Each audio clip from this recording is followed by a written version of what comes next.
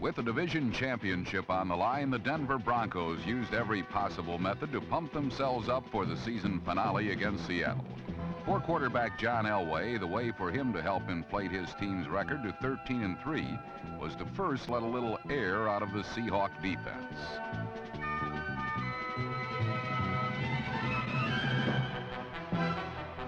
Although Steve Watson's 73-yard reception left him the one in dire need of some oxygen, Elway continued to keep Seattle gasping for breath as they tried in vain to chase down his perfectly thrown passes.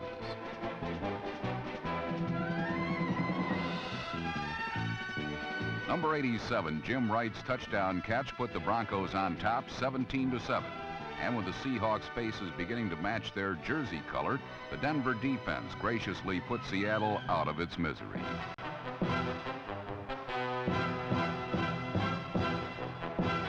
The Bronco defense not only sacked quarterback Dave Craig 4 times, they also exposed Seattle to the unpleasantness of being the victim of a big play turnover.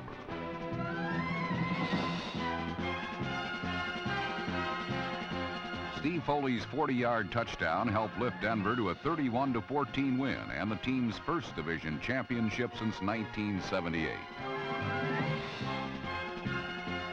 The Broncos deserve applause for their 13-3 record. However, it would be wise to keep their inflated egos in check, for Denver could very well run across a humble but revenge-hungry Seattle team in the playoffs. While the Seahawks' 12-4 record earned them the wild card, the Lions' 4-11-1 mark left them holding the Joker. Against the Bears, Detroit was sacked 12 times, giving Chicago an NFL record 72 for the season. The Bears will enter the playoffs confident with their defense. However, the quarterback position is a horse of a different color. Depleted by injuries, last Sunday, Chicago filled the spot with an old nag put out to pasture nearly 3 years ago, number 11, Greg Landry. The 38-year-old Landry proved he can still deliver the ball while letting youngsters like Willie Gault, number 83, provide the giddy-up. Gault's 55-yard touchdown helped boost Chicago to a 30-13 win. Having lost their previous 2 games, a victory was just what the Bears needed to provide a little spark going into the playoffs. In San Francisco, a 14-1 record has set the 49ers ablaze, and last Friday night, the visiting Los Angeles Rams found the surroundings too hot to handle.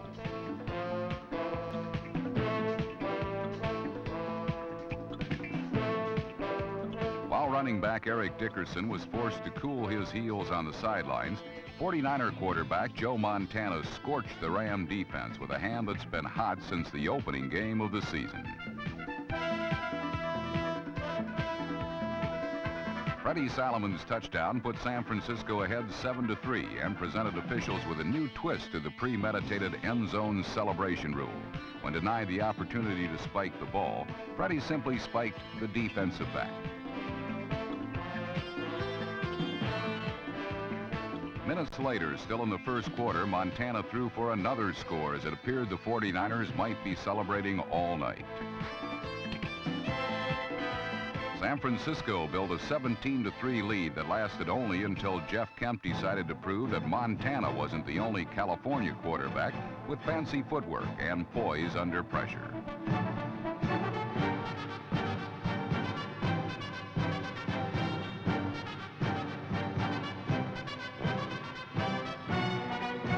Rallied the Rams back into the contest with the help of Dickerson, who, despite being injured, ran for nearly 100 yards and scored from 4 yards out.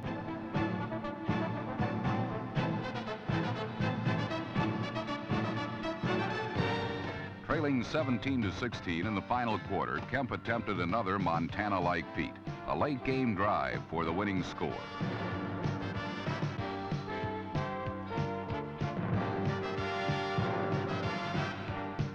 Unfortunately for the Rams, Gary Big Hands Johnson ended Kemp's masquerade, sacking number 9 for a safety that gave the 49ers a 19-16 win. While both teams are on their way to the playoffs, San Francisco's 15 regular season victories, an NFL record, has them so pumped up they're liable to explode.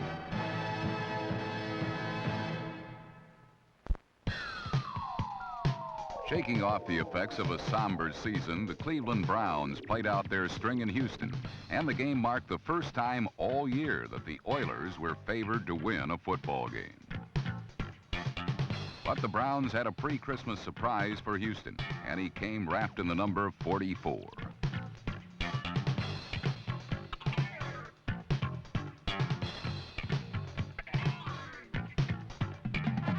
He was rookie running back Ernest Biner, a 10th round draft pick who turned in some first round numbers.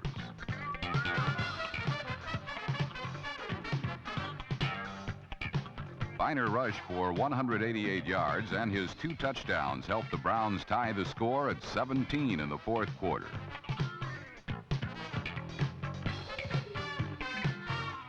Then it was another seldom used back, short yardage specialist Johnny Davis, whose 2-yard touchdown made the difference in the 27-20 Cleveland win. Two other teams with little to gain or lose met in New England, where the Patriots' only touchdown came on a scoring pass from Tony Eason to tight end Lynn Dawson.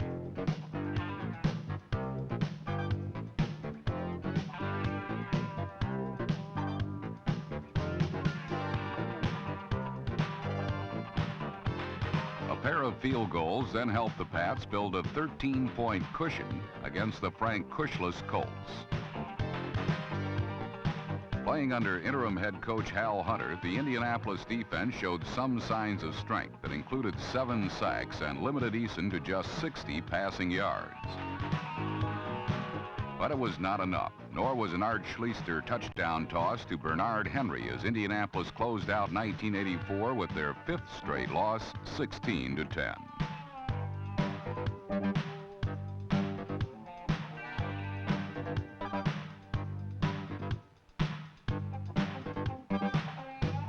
At this point, the Colts can only look forward to 1985, when they hope to turn things around under a new head coach to be named later. The day after their flight to Phoenix was aborted, the Philadelphia Eagles sent a spirited pass rush against the Falcons in Atlanta, and Greg Brown's sack was one of 9 by the Eagles, a team record.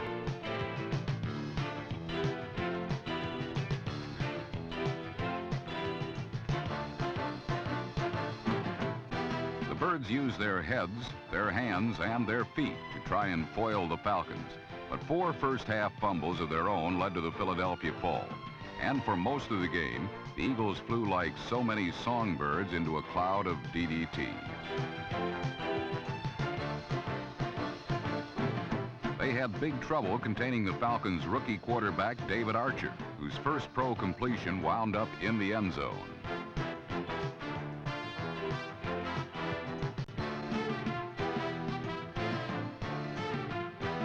The Falcons finished the season as winners 26-10 and avoided what would have been their 10th straight defeat. The New Orleans Saints are yet another team who capped off a less than successful season, but they did it by earning a measure of self-respect against the New York Giants. When the Saints' Dave Wilson connected with fullback Hokie Gaijan for a first-quarter score, it was all New Orleans needed to win. Midway through the second period, the Giants had a golden opportunity to get the go-ahead score when Phil Simms teamed with tight end Zeke Moat for 31 yards. But with first and goal at the Saints' 3-yard line, the Giants came up as empty as a suggestion box at the Kremlin.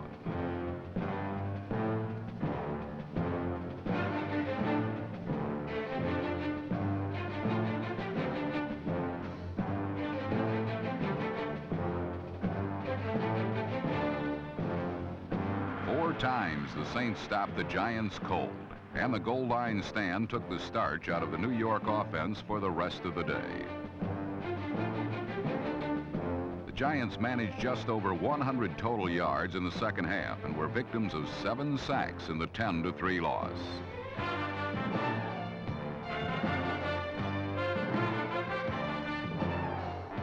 But the defeat did not eliminate New York from postseason play. And after the final gun, the two head coaches stepped off in different directions. The Giants' Bill Parcells to the playoffs, the Saints' Bum Phillips back to the drawing board.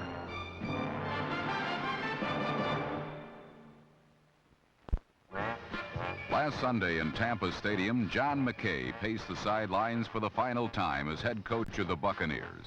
Although his players' farewell gift was wrapped in the win column, the game was marked by the kind of frustrating moments which had characterized McKay's 9-year reign.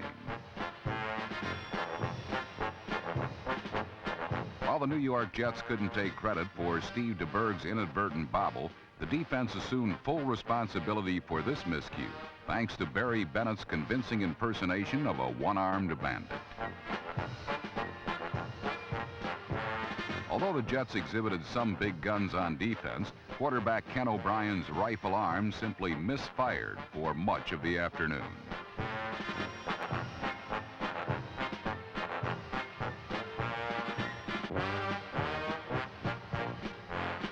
Once O'Brien becomes more comfortable with the intricacies of the forward pass, he'll have to learn to tackle the subtle nuances of a handoff. The Jets helplessly watched any hopes of victory slip away as they could do little right. Yet once the Buccaneers settled down, it appeared they could do nothing wrong.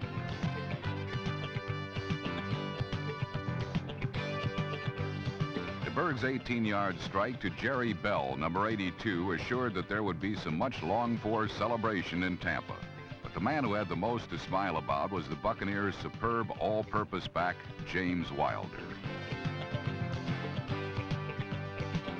Wilder's accomplishments may have been overshadowed by the record-setting seasons of Walter Payton and Eric Dickerson, but number 32 still produced the third highest total yards from scrimmage figure in league history and is en route to his first Pro Bowl appearance. Wilder's two-touchdown, 163 total yards performance sealed the Jets' fate, all in the day's work for this once underrated athlete who has earned the attention and respect of players throughout the league. While James Wilder's glory days are just beginning, the McKay era has drawn to a close. The only coach the Bucs have ever known wrapped up his career with a 41-21 pasting of the Jets. Just the perfect going-away present. For those in Minnesota looking for holiday gift suggestions, some wishful Viking fans have a Christmas list of their own. The visiting Green Bay Packers had a fleeting spirit of giving with this gift-wrapped touchdown, but that was all.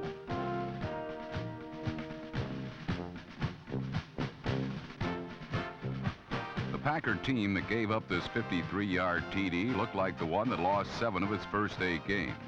But the Green Bay squad that racked up 38 points against the dismal Viking defense was clearly the one that posted a 7-1 record over the second half of the season.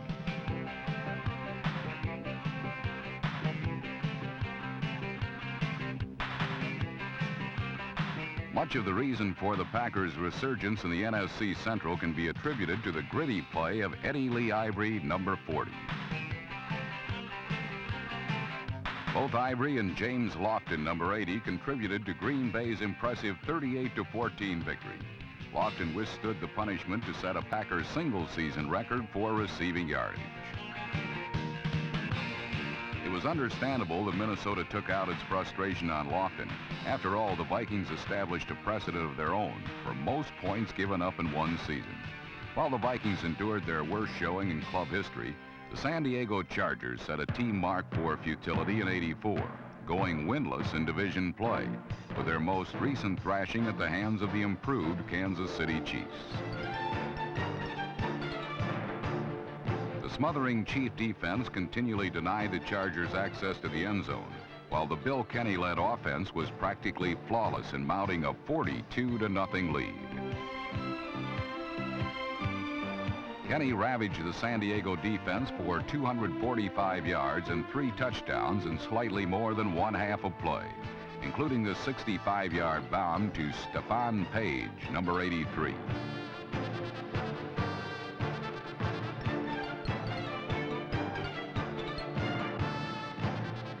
With a 42-21 victory, their third straight, the Chiefs end their 1984 campaign on an upbeat note.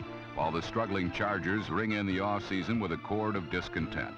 This young Chief team can only sing the praises of second-year coach John Mackovic, who has led his team to its first non-losing season in 3 years.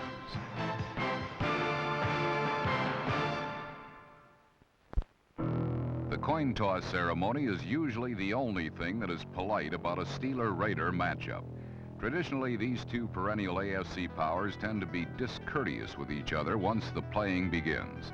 Last Sunday was no exception, as this contest more often resembled a wrestling match than a football game. Each team rudely registered its share of knockdown pins in what was a decidedly defensive struggle. But like those classic Steeler-Raider battles of old, this was a game waiting to be broken open by one big play. With Pittsburgh leading 3-0 late in the third quarter, Steeler running back Walter Abercrombie came up with that big play.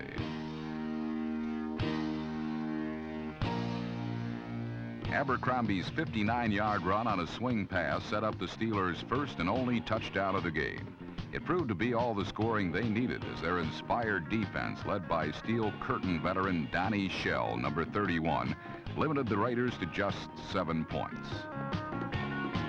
The Steelers held on 13-7 to secure their second straight AFC Central title. The victory also put an end to one of the best comeback stories of the 1984 season. Because of late, the once tame Cincinnati Bengals have been playing with an animal instinct they lacked early in the season.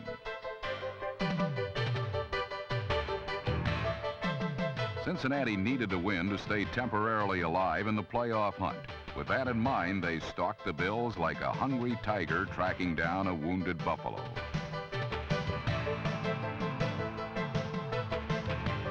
Bengal quarterback Kenny Anderson came up with his best performance of the season, hitting on 16 of 20 passes for 3 touchdowns in the first half alone.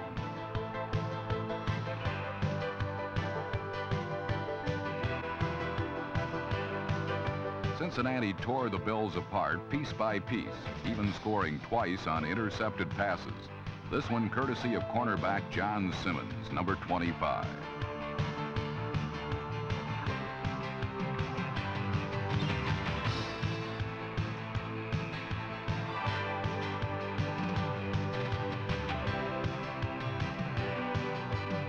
The Bengals crushed the Bills 52-21. They did not catch the Steelers, but after rebounding from an 0-5 start to finish at 8-8, this team has every reason to be proud. Santa Claus is not due to come to town until December 25th, but who can blame jolly old St. Nick for wanting to attend the Cardinal-Redskin clash?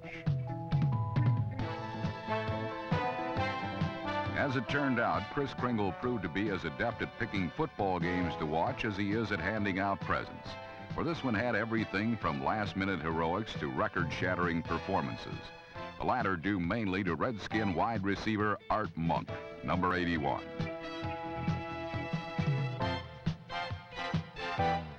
Monk latched on to 11 Joe Theismann passes, including this 23-yard first-quarter touchdown to set a new NFL record with 106 catches in a single season. Even though this was the deciding game for the NFC Eastern Division crown, the Redskins looked like they were going to run away with it early. John Riggins' 5-yard second-quarter touchdown run helped lift Washington into a seemingly insurmountable 23-7 halftime lead. These Cardinals have a few record breakers of their own. One of them is quarterback Neil Lomax, who set a St. Louis standard by tossing for 458 yards. Another is wide receiver Roy Green, who may be the one man capable of breaking the pass-receiving mark established by Monk. Lomax hit Green for 2 second-half touchdowns, including this 75-yarder to rally St. Louis into a 27-26 lead.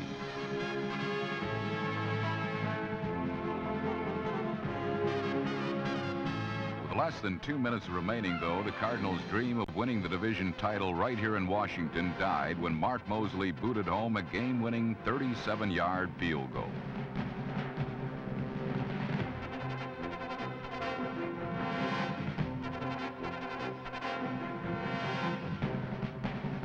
If Santa Claus was still here for the finish, even he would have had trouble deciding what team was good and what team was bad. Both these clubs played well enough on the season's final weekend to earn a Christmas present coming in the form of a division title.